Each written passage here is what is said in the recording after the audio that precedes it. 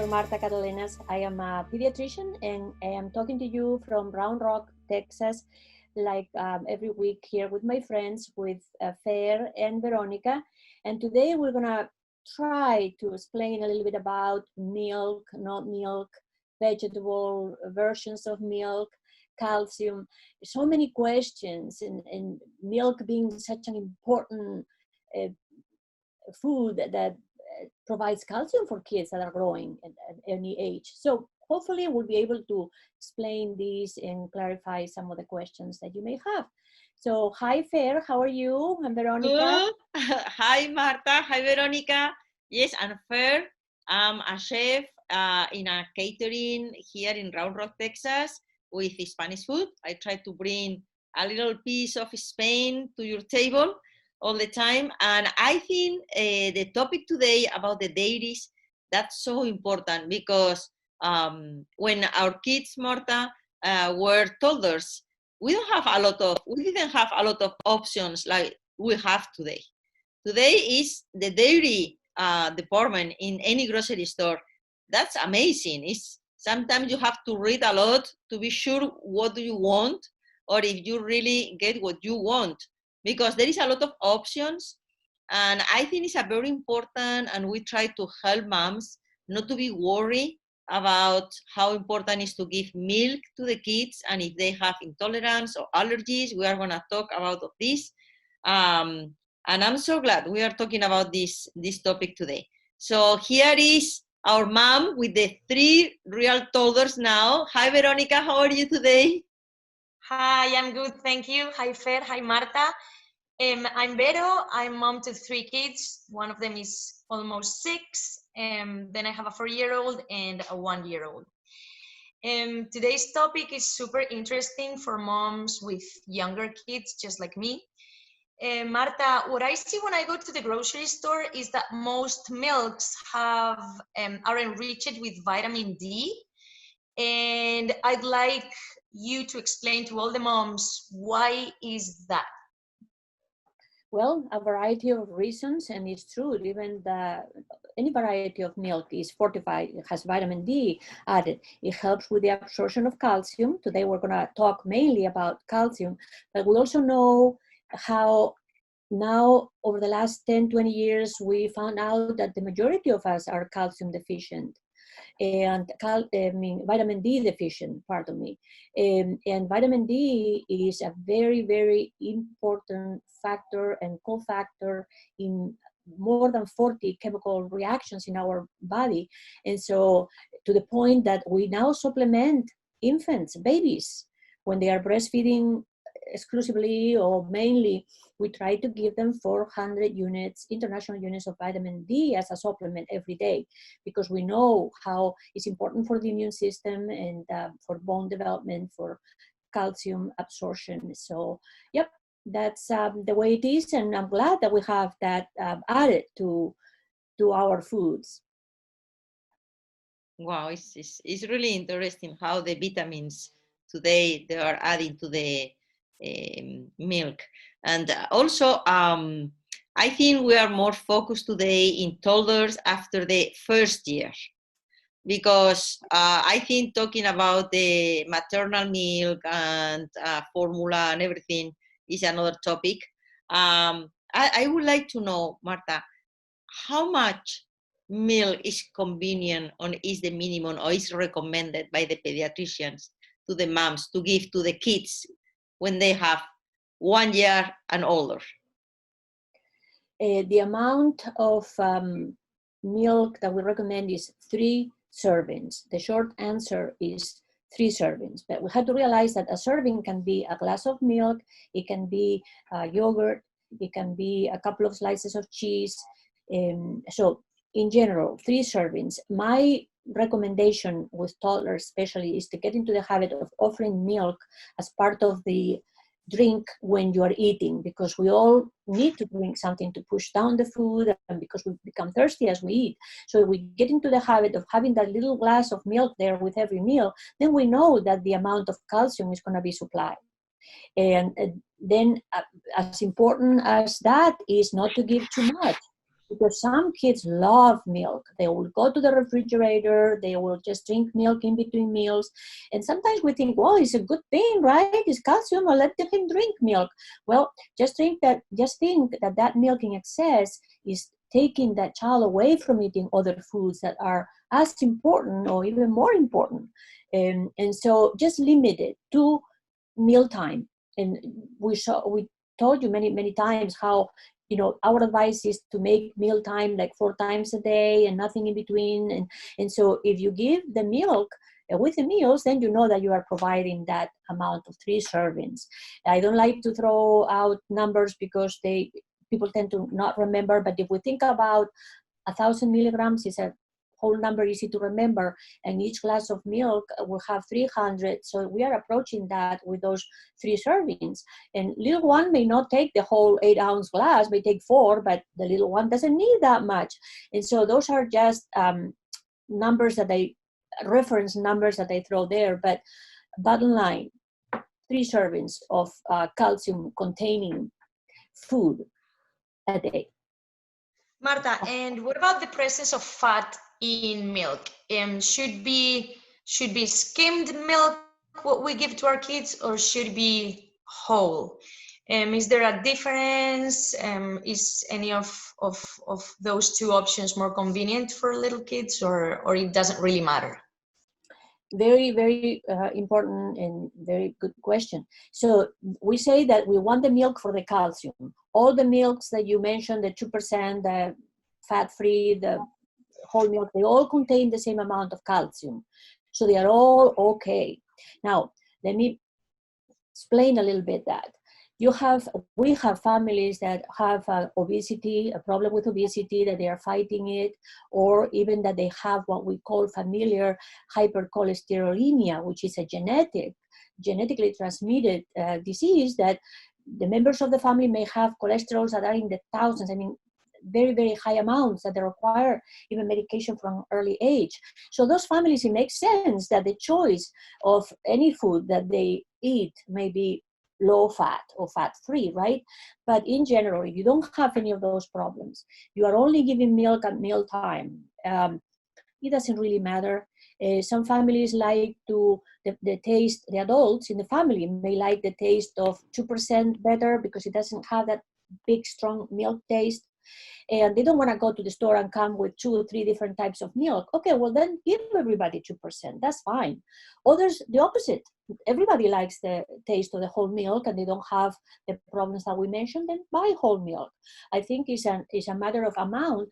Remember that fat, well, we all try to limit it too, but kids should have 30% of their diet should be come from fat. Remember, the nervous system, the brain, they all need fat to develop. And during the first few years of life, that is developing very, very fast.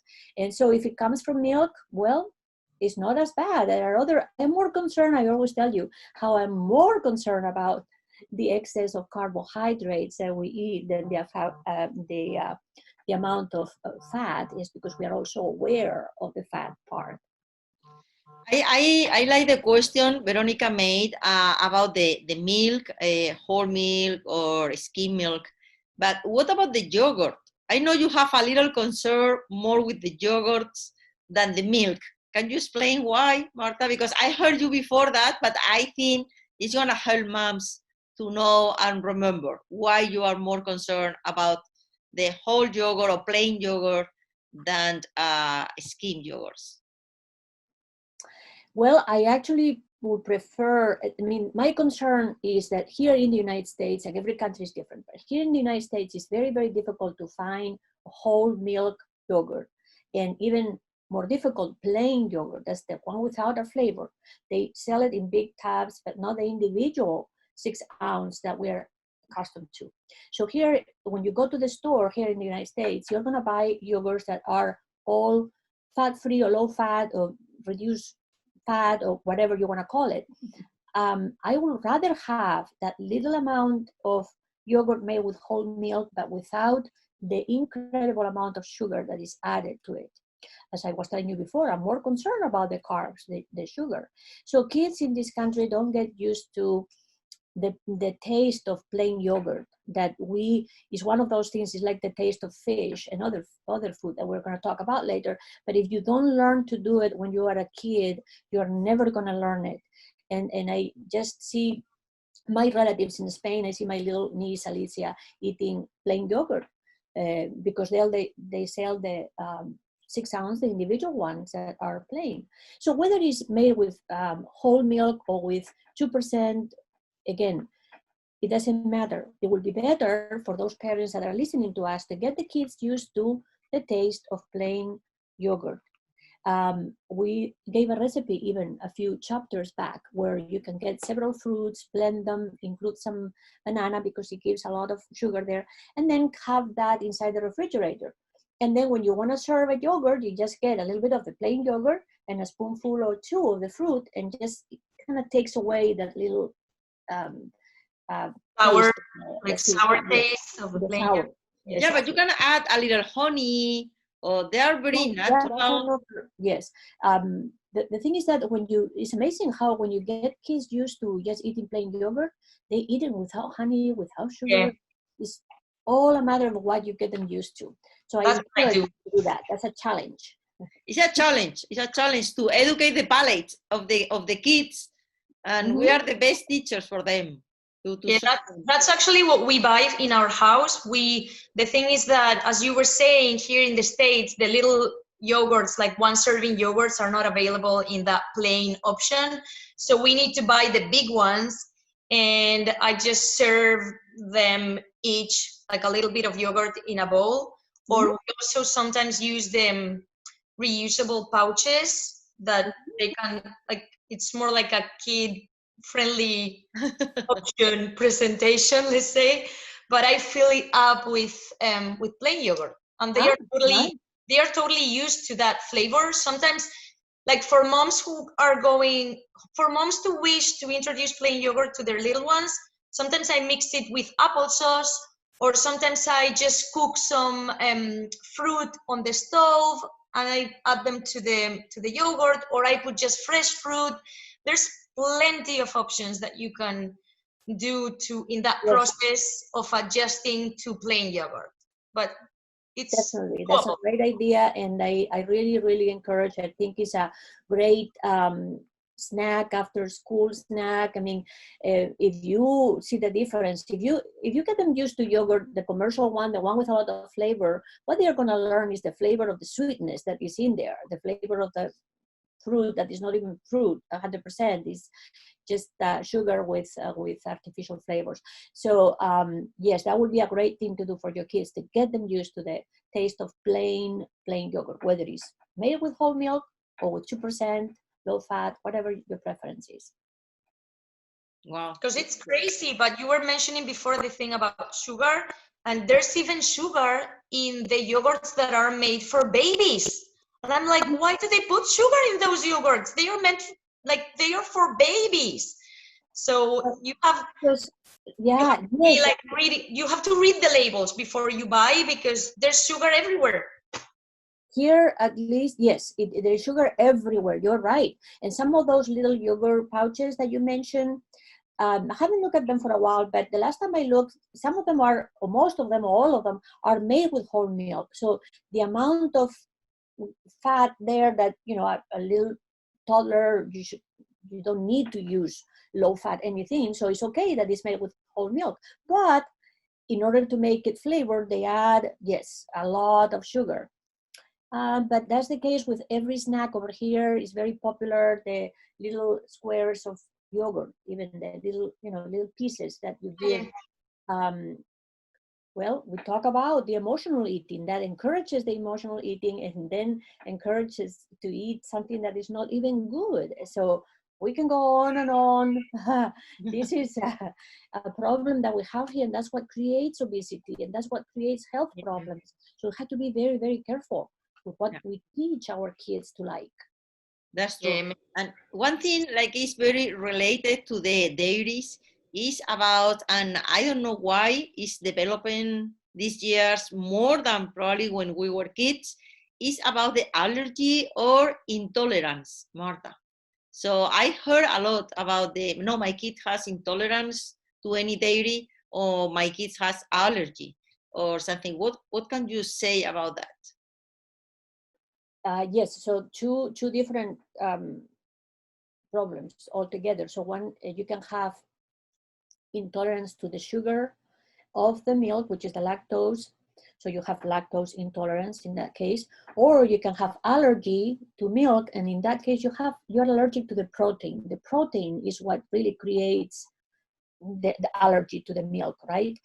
So two different problems may present in a similar way, overlapping. Sometimes it's a little difficult to sort out. Always share the problems or the symptoms that you see with your pediatrician, and he or she can help you differentiate.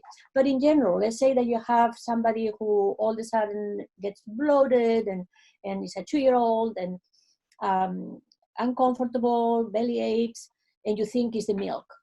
Well, then give him for like 2 or 3 weeks, give another type of milk that doesn't have lactose, like soy milk or almond milk or rice milk, and then you may have your answer right there in that very, very simple way. Because remember, the only way or the only need that we have for milk or cow's milk is for the calcium. But as we know, all these other milks made from vegetable sources also provide calcium. So there is not a need it has to be cow's milk or you are not going to get calcium. No, you can give the rice milk or the almond milk. And also very, very interesting is that some people have intolerance or even allergy to fresh milk, but they can tolerate yogurt or they can tolerate cheese. Furthermore, some people can tolerate it to a certain amount. So especially with lactose intolerance, some people know, okay, if I drink a little bit of milk now with chocolate or whatever, I'm okay. But if I drink the whole glass, then I will have problems, digestive problems the rest of the day. And so that's also those related. It's very interesting how milk allergy and milk intolerance works. But I think the first test will be take it away and see what happens. And share it with your doctor, share those symptoms, and they can help you to sort it out, especially if there is a family history. That's a telltale right there. I mean, if there's a family history, then think that that's what the child may have. Yeah, we never had a family history about any intolerance to the dairies, especially the milk. But when we moved here a few years ago, my kids, my oldest one, start with some intolerance. So they have really headaches or something, and they tried for the first time to change, not use the regular milk, just use almond milk or chestnut milk, and they were good. So they were thinking like, okay, perhaps it's the protein or how they treat the milk here, because here all the milk is almost fresh. It's not the same in Spain. Like we have a pasteurized and treat the milk differently.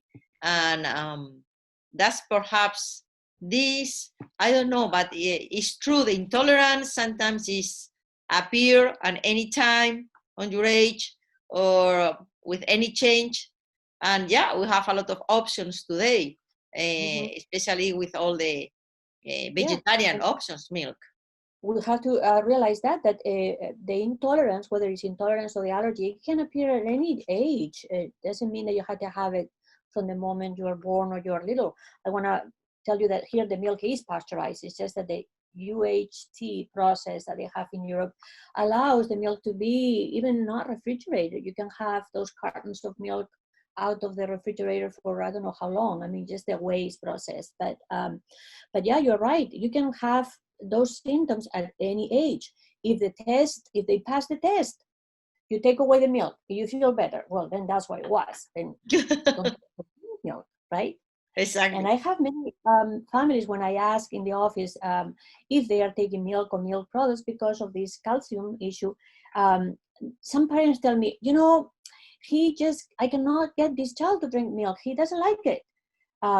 Usually 9 times out of 10, when a person doesn't like milk, it means that he or she doesn't tolerate it well, doesn't digest it well, doesn't make this person feel well, settles there. And whether it's allergy or intolerance or both, the answer is the same. Well, then don't give cow's milk, give other kinds of milk, try it and see if the problem goes away. Oh, wow. And also, what other foods could be considered like a good source for calcium? Yeah, there is a big list of foods that contain calcium, like not only the milks that we mentioned, but spinach, eggs, fish like salmon. Help me out here. I mean, Broccoli. tomatoes, fish, Broccoli broccoli, and leeks. Brussels sprouts, cauliflower. out. I mean, there is just the problem with the calcium in the vegetables is that it's not absorbed that well. So you really will have to eat a whole lot of it to take the amount that you can take from just one glass of milk. That's why milk or milk products are so available and easy to get the calcium from, and that's why we encourage it.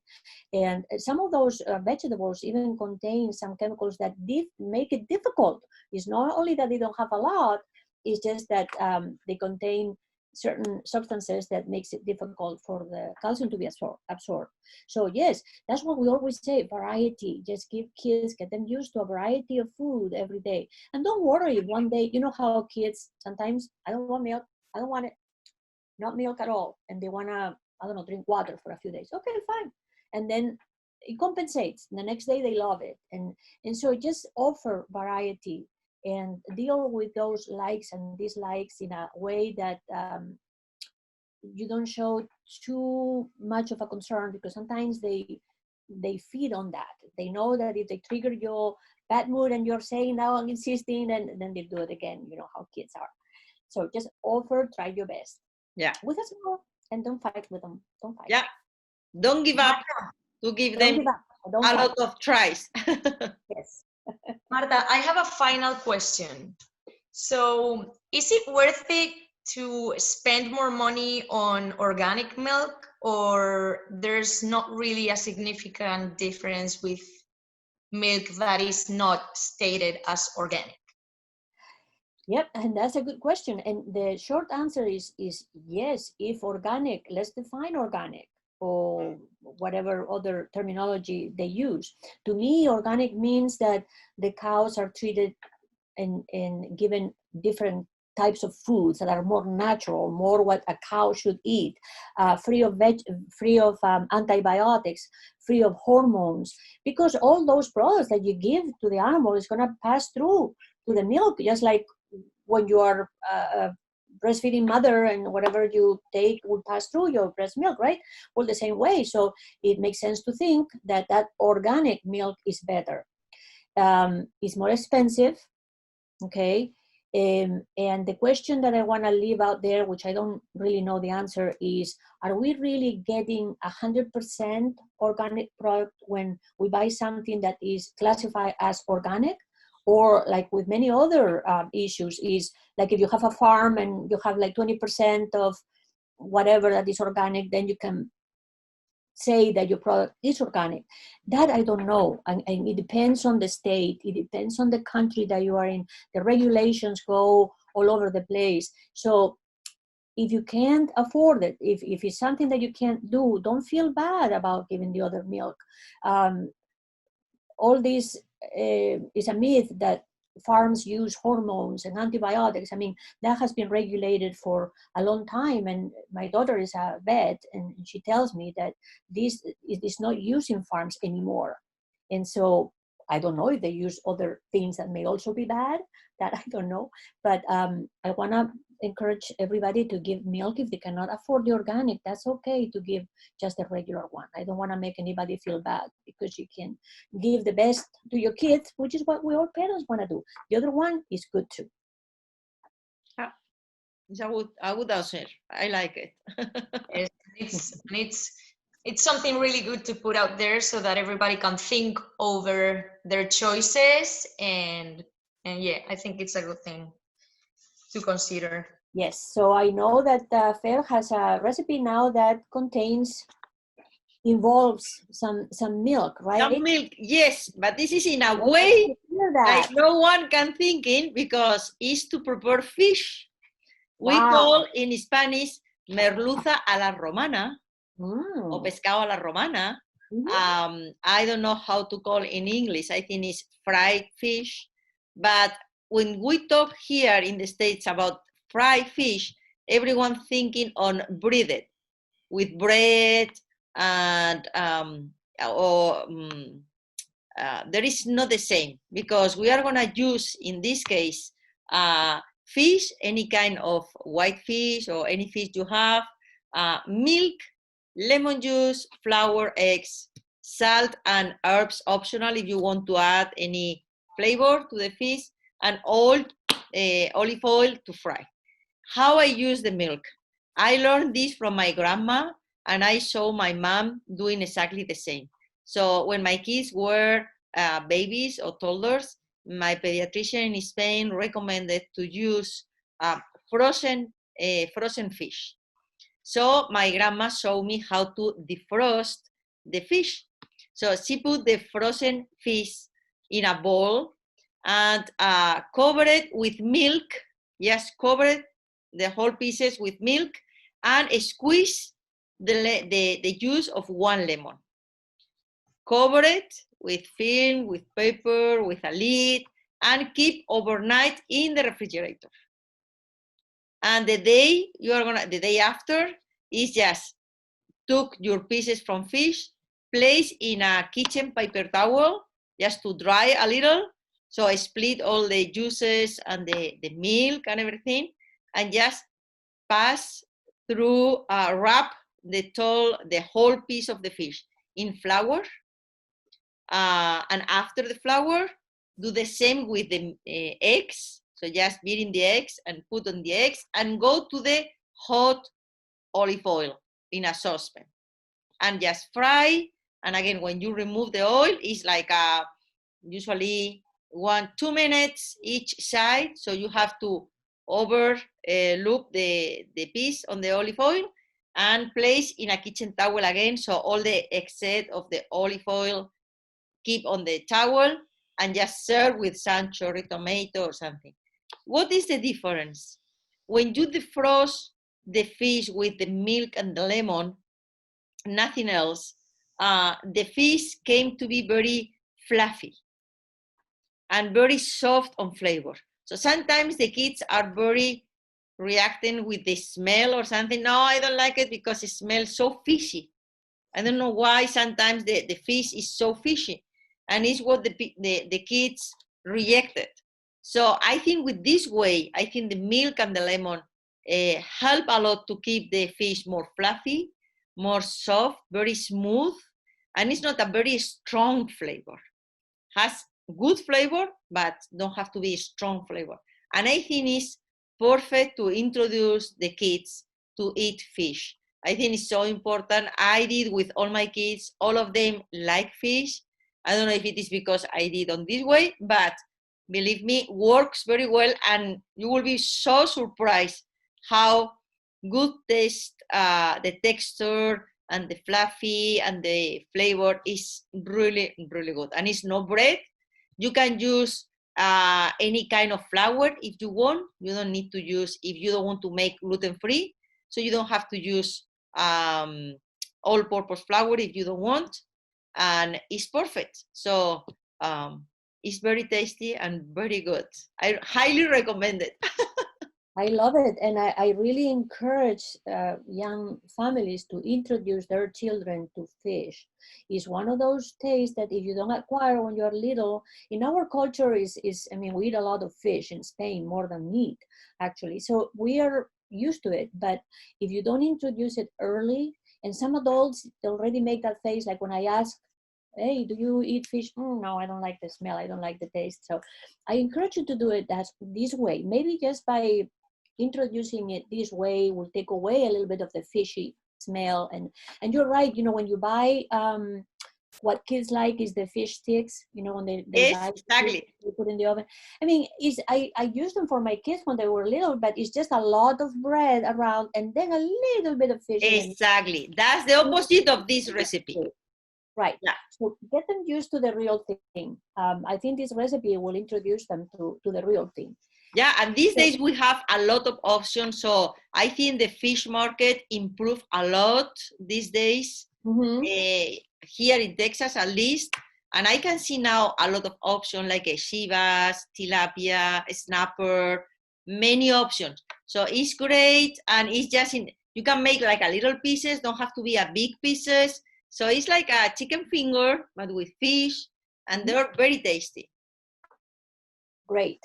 Well, we'll see you next week. We're gonna stop here and we'll have more advice and more recipes next week. We thank you for following us.